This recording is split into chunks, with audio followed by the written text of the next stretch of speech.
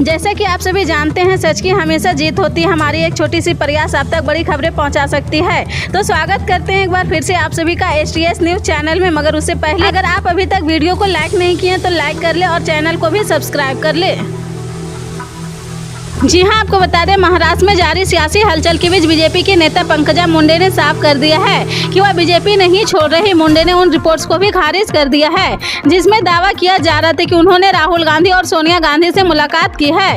इस दौरान उन्होंने राजनीति से फिलहाल ब्रेक लेने की घोषणा की है। पंकजा मुंडे ने कहा कि 2019 से जो हमारे संबंध में चर्चा चल रही है उसमें मैं थक गई हूँ। मैं आज थोड़ा ब्रेक ले रही हूँ, 1-2 महीने ब्रेक लेना चाहती हूँ। मैं सोचना चाहती हूँ कि राजनीति कहाँ जा रही है, देश को क्या मिल रहा है, लोग क्या यही देख रहे हैं, कौन किस पार्टी में जा रहा, कौन मंत्री बन रहा, जनता को क्या मिल रहा है, इसके बारे में मैं चिंतन करना चाहती हूँ। मुझे जो करना है मैं विचारधारा के आधार पर करूँगी। मैं ब्रेक ले रही हूँ। तमिलनाडु के मुख्यमंत्री M.K. स्टालिन ने गुरुवार को केंद्र सरकार पर गैर भाजपा राज्यों के खिलाफ समान नागरिक संहिता का उपयोग करने का आरोप लगाया है। उन्होंने आरोप लगाया कि प्रस्तावित कानून के खिलाफ बोलने वालों को केंद्रीय जांच एजेंसियों द्वारा फिर से धमकी दी जा रही है। CM स्टालिन ने गुरुवार को चेन्नई में संवाददाताओं से कहा कि वे बीजेपी के नेतृत्व वाला UCC लागू करना चाहते हैं और गैर बीजेपी राज्यों के खिलाफ इसका इस्तेमाल करना चाहते हैं। इसका विरोध करने वालों को CBI, ED और IT छापे की धमकी दी जा रही है। दिल्ली के शराब नीति केस में प्रवर्तन निदेशालय ने शुक्रवार को बड़ी कार्रवाई की है। ईडी ने इस केस में आरोपी मनीष सिसोदिया, अमनदीप सिंह ढाल, राजेश जोशी, गौतम मल्होत्रा और अन्य से जुड़े 52.24 करोड़ रुपए की संपत्ति कुर्क की है। कुर्क की गई संपत्ति में 7.29 करोड़ रुपए की अंचल संपत्ति शामिल है। इसमें मनीष सिसोदिया की 2 अंचल संपत्तियां, Rajesh Joshi chariot prudence media private limited की जमीन फ्लैट और गौतम मल्होत्रा की जमीन और फ्लैट भी शामिल है। ईडी ने चल संपत्ति भी कुर्क की है। इसमें मनीष सिसोदिया की 11.49 लाख रुपए की संपत्ति, ब्रेंडोको सेल्स प्राइवेट लिमिटेड के बैंक बैलेंस से भी 74.29 करोड़ रुपए शामिल है। ओडिशा के बालासोर में 2 जून के हुए रेल हादसे में CBI ने शुक्रवार को 3 रेलवे कर्मचारियों को गिरफ्तार किया है। तीनों को IPC की धारा 304 के तहत गिरफ्तार किया गया है। केंद्रीय जांच एजेंसी इस रेल हादसे की आपराधिक साजिश की आशंका की जा रही थी। गिरफ्तार किए गए तीनों रेलवे कर्मचारियों के नाम senior section engineer Arun Kumar Mahanto, senior section engineer Mohammad Amir Khan और टेक्नीशियन पप्पू कुमार है। बता दें कि धारा 304 के तहत सजा के तौर पर आजीवन कारावास और जुर्माना या कठोर कारावास शामिल है। सूत्रों का कहना है कि इन तीनों की लापरवाही के कारण इतना बड़ा हादसा हुआ है। भारतीय जनता पार्टी के अध्यक्ष JP नड्डा ने आगामी लोकसभा और कुछ राज्यों में होने वाले विधानसभा चुनाव की तैयारियों के संबंध में शुक्रवार को यहां पार्टी मुख्यालय में आयोजित एक बैठक की अध्यक्षता की है। इस बैठक में भाजपा के सभी महासचिव, राज्यों के प्रभारी, उत्तर व पश्चिम भारत के राज्यों व केंद्र शासित प्रदेशों के अध्यक्ष और वरिष्ठ नेता मौजूद रहे। बैठक में जम्मू कश्मीर, लद्दाख, हिमाचल प्रदेश, पंजाब, चंडीगढ़, हरियाणा, दिल्ली, मध्य प्रदेश, छत्तीसगढ़, उत्तराखंड, उत्तर प्रदेश, गुजरात और दमन, दीव व दादरा नगर हवेली के प्रमुख नेता शामिल हुए हैं। 8 जून को होने वाले पश्चिम बंगाल के पंचायत चुनाव में केंद्रीय सुरक्षा बलों की तैनाती को लेकर बड़ी तनातनी हो गई है। एक तरफ कोलकाता हाई कोर्ट का आदेश है तो दूसरी ओर केंद्रीय सुरक्षा बलों की अपर्याप्त संख्या होना है।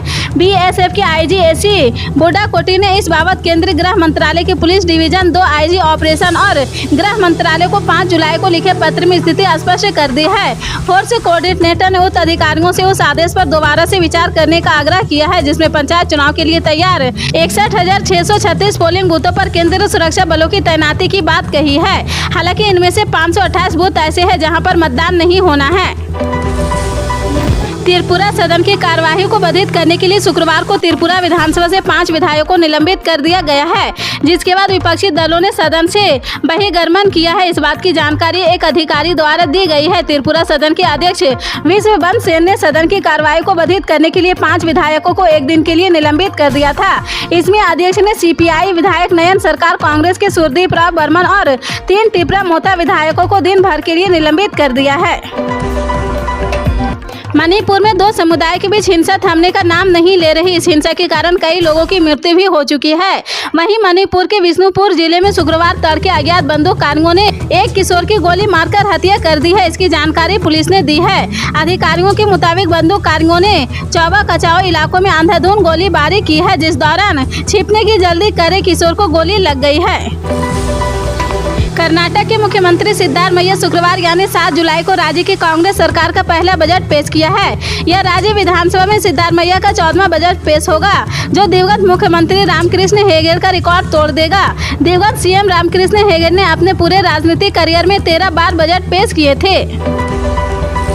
तेलंगाना के मुख्यमंत्री के चंद्रशेखर राव के 8 जुलाई के बरगाल में एक बार फिर प्रधानमंत्री नरेंद्र मोदी के कार्यक्रम में शामिल होने की उम्मीद है। पीएम मोदी राज्य में राजमार्ग और रेलवे वैगन नींव निर्माण इकाई सहित 6,100 करोड़ रुपए की कई परियोजनाओं की नींव रखने जा रहे हैं।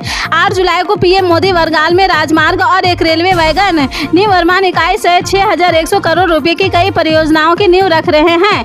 पीएम मोदी के कार्यक्रम में सीएम केसीआर को आधिकारिक तौर पर आमंत्रित किया गया है, लेकिन तेलंगाना के सीएम एक बार फिर प्रधानमंत्री के कार्यक्रम में शामिल नहीं होंगे। जी हां, आपको बता दें, महाराष्ट्र में बीआरएस ने एक बार फिर बीजेपी को झटका दिया है। महाराष्ट्र के जलगांव, धुले और लातूर जिलों के भाजपा सहित अन्य दलों के नेता और सेना वित्तीय अधिकारी गुरुवार को राज्य के वित्त मंत्री हरीश राव की उपस्थिति में बीआरएस में शामिल हुए हैं। मंत्री ने उन्हें गुलाबी स्कार्फ ओढ़ाकर गर्मजोशी से पार्टी में आमंत्रित किया है। गुरुवार को पश्चिमी यूक्रेन के एक शहर पर क्रूज मिसाइल दागी है। इस हमले पर एक बिल्डिंग में कम से कम 5 लोगों की मौत हो गई है। मीडिया रिपोर्ट के मुताबिक अधिकारियों ने कहा कि पिछले साल क्रेमलिन की सेना के देश पर हमले के बाद यह ललित पर सबसे भीषण अटैक था। रात में हुए इस हमले में एक आवासीय बिल्डिंग को भारी नुकसान पहुंचा है। इसमें 36 लोग घायल हो गए हैं।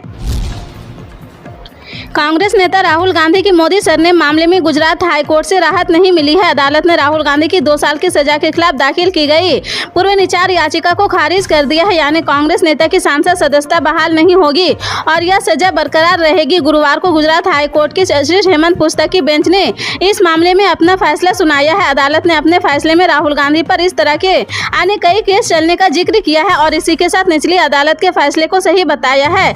यह कहते हुए हाईकोर्ट ने निचली अदालत की सजा को बरकरार रखा है। देश के कई हिस्सों में टमाटर के दाम में रिकॉर्ड बढ़ोतरी हुई है। टमाटर की कीमत 120 रुपये से लेकर 160 रुपये तक पहुंच चुकी है। हालांकि केवल टमाटर इतना महंगा नहीं है, कुछ और सब्जियों के दाम भी आसमान छू रहे हैं। इन सब्जियों में अदरक से लेकर मिर्च तक शामिल है। कुछ लोगों का कहना है कि भारी बारिश के कारण सप्लाई चेन में रुकावट इन सब्जियों में रिकॉर्ड बढ़ोतरी की वजह बन गई है। सब्जी मंडी में सिर्फ टमाटर ही नहीं बल्कि फूलगोभी, मिर्च, अदरक जैसी अन्य सब्जियों की कीमतें सामान्य से ज़्यादा बढ़ चुकी है। प्रधानमंत्री नरेंद्र मोदी आज से 4 राज्यों की यात्रा पर रहेंगे। यह यात्रा 2 दिन की होगी और इस बीच मोदी देश की कई सौगात देने वाले हैं। इसके साथ ही देश को 2 नई वंदे भारत ट्रेन मिलने जा रही। पीएम मोदी शुक्रवार को उत्तर प्रदेश दौरे के दौरान गोरखपुर में वंदे भारत ट्रेनों को हरी झंडी दिखाएंगे। ये ट्रेनें गोरखपुर, लखनऊ और जोधपुर अहमदाबाद रूट पर चलने वाली। मोदी दोपहर करीब 3:30 बजे गोरखपुर से ट्रेनों की हरी झंडी दिखाएंगे। केंद्रीय मंत्री ज्योतिरादित्य सिंधिया को सुप्रीम कोर्ट से बड़ी राहत मिली है। राज्यसभा निर्वाचन को चुनौती देने वाली याचिका सुनने से शीर्ष अदालत ने इनकार कर दिया है। कांग्रेस नेता गोविंद सिंह ने कहा कि सिंधिया पर 2018 में भोपाल के श्यामला हिल्स थाने में एक एफआईआर दर्ज हुई थी, लेकिन उन्होंने चुनाव नामांकन में इसकी जानकारी नहीं दी है।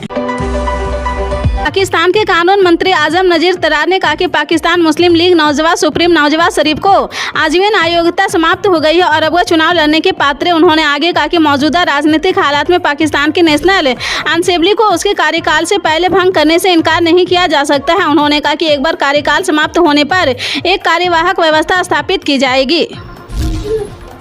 प्रधानमंत्री किसान सम्मान निधि की 14वीं किस्त का इंतजार लाभार्थी किसान बेसब्री से कर रहे हैं। अलग अलग मीडिया रिपोर्ट्स के मुताबिक किस्त 2,000 रुपये किसानों के खाते में 15 जुलाई को ट्रांसफर किए जा सकते हैं। हालांकि अभी तक सरकार की ओर से इसको लेकर कोई ऑफिशियल अपडेट नहीं किया गया है। बता दें कि अब तक योजना की 13 किस्तों का पैसा भेजा जा चुका है।